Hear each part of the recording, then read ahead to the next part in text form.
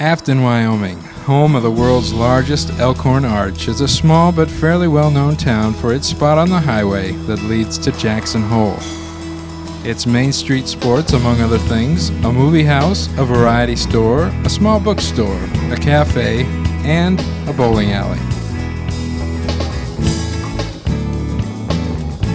This bowling alley, along with its proprietors and its supporters, is in a dimension all its own. I don't wanna hear you crying. Said without looking. My name's Douglas McCaskill. I went blind in one eye, and my uncle come to me and he says, "I'm going to show you a sport anybody can do."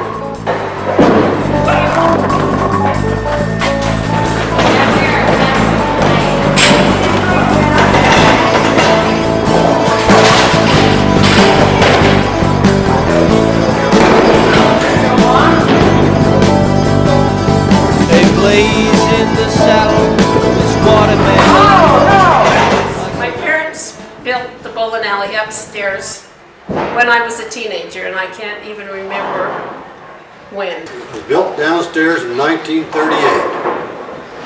And August Stubmiller, my wife's real dad, built it. And he drowned in the Snake River in 55 or 56, I'm not sure. And her stepdad and mother built upstairs in 1958. The reason they built the one upstairs is the one downstairs, the lanes weren't long enough to be sanctioned. I left and went to Idaho Falls, and that's where I met Doug. I met her, she was down there going to beauty college. And I met her while she was going to beauty college. And after she graduated from beauty college, me and her got married. Then we came back. I worked in bowling alleys down here long before I even met her. Did Doug marry you for your bowling alley? Oh, he probably married me for my money, wasn't he? And for a rude awakening. Now he has to work another job to help pay, right? But I kind of doubt that.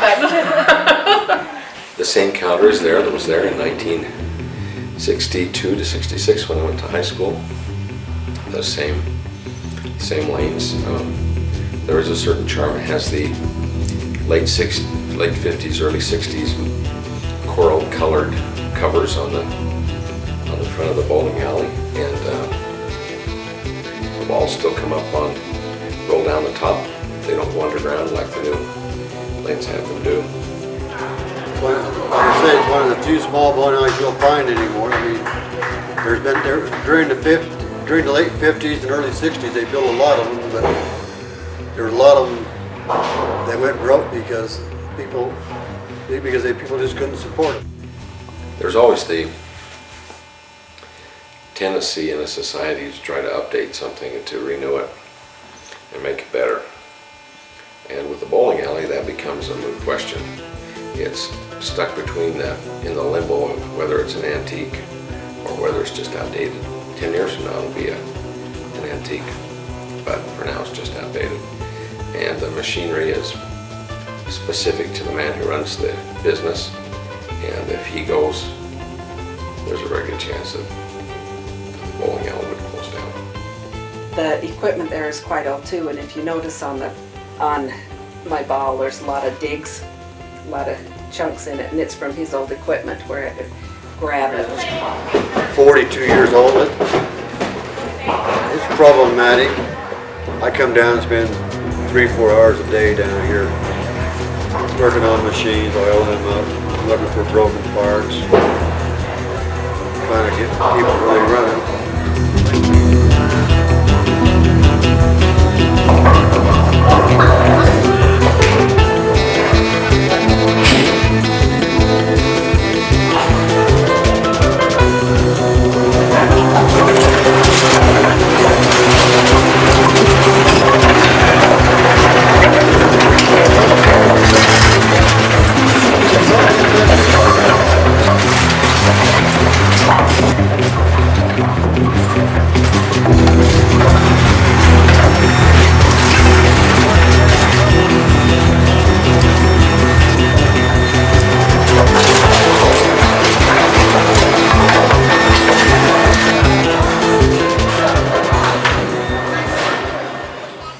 like showing people how the lanes are quite crooked, and you know, I often bring it up in conversation with people from out of town. I love Doug's place. I feel it's the one place in all of Star Valley where the youth can go to throw all inhibitions to the wind and just enjoy themselves.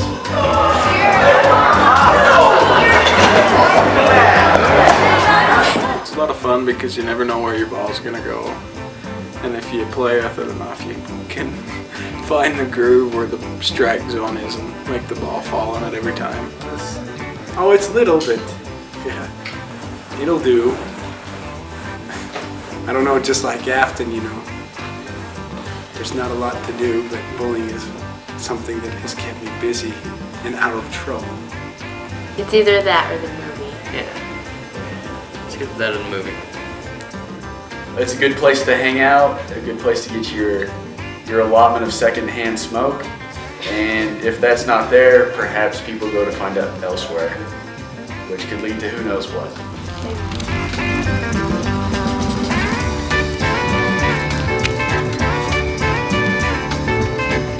I have found out over, like we say, we've been here 25 years, and we've had one fight inside the place and one fight out back in 25 years.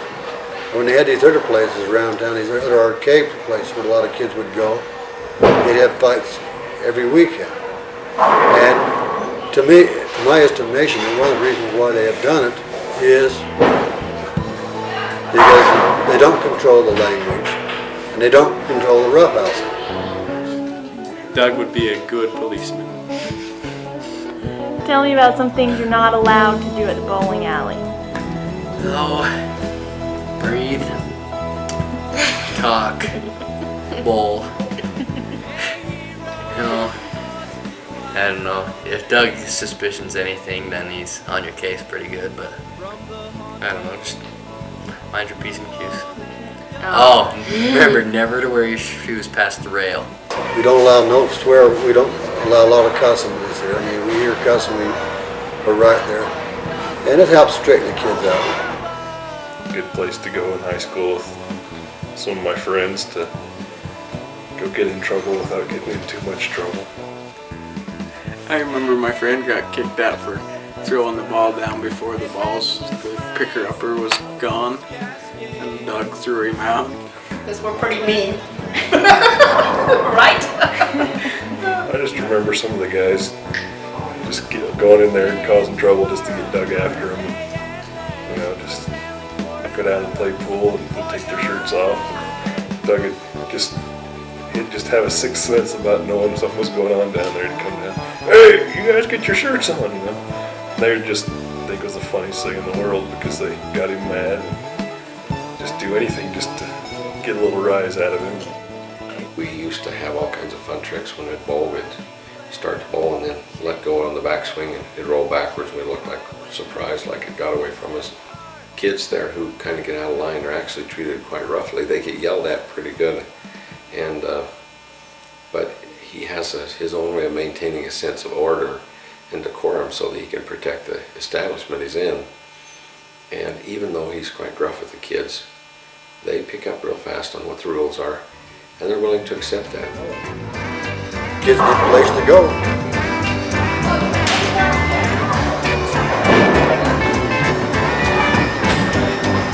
I enjoy the kids.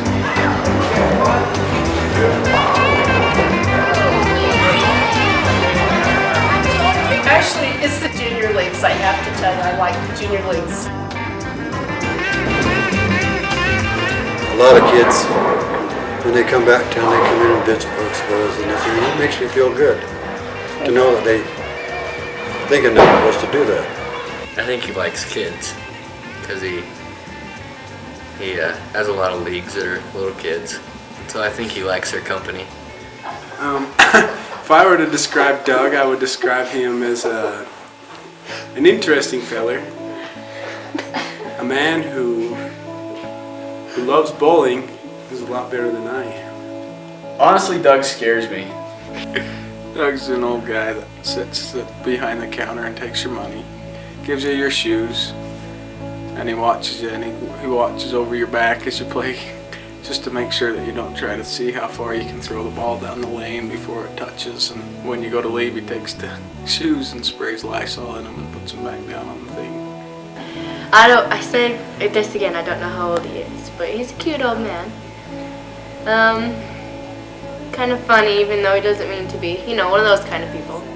Not a real colorful character. He's just a long, tall, skinny guy, not too big.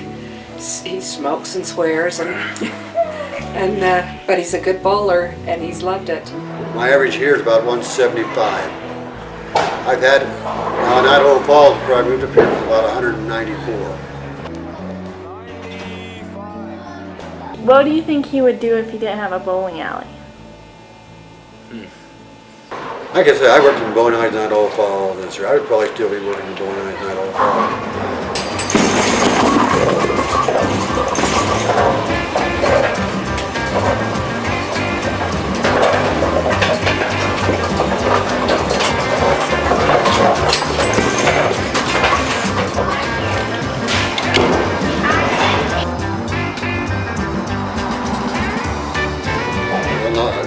We tried selling it 2 years ago and priced people off me for it. I guess I'm stuck here.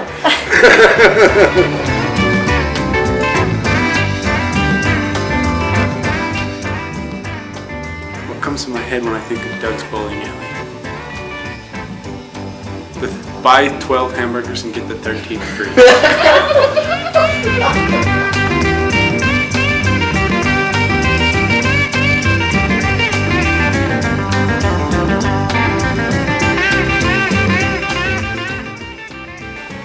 My average was 156.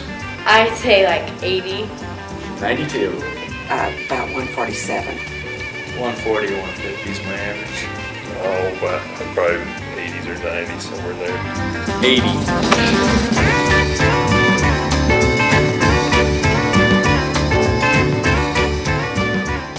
Vaughn Thomas, Tyson's dad, he was one that just loved the bowl. In fact, when Vaughn and Sandy got married, they got married in his dump truck, then they went bowling afterwards.